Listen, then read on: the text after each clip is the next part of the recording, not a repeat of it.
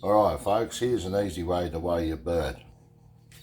Okay, so we got Wally here, and hopefully I can get him on here, but I know that's not going to happen. He won't sit on here. That's a difficult task to achieve.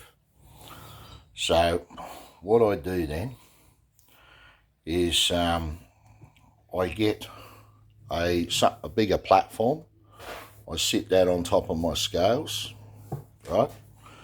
Then I once that weight's settled and everything, I turn it on. For birds, I've got it on my grams. Okay. Yeah, Wally. He's getting all excited.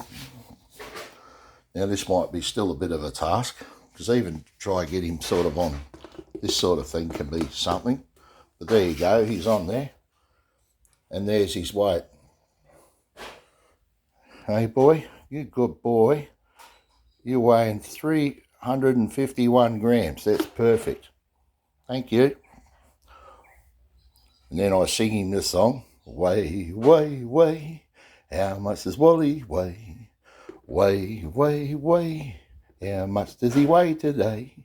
351 grams he weighs. That's what he weighs today. 351 grams, that's what he weighs today.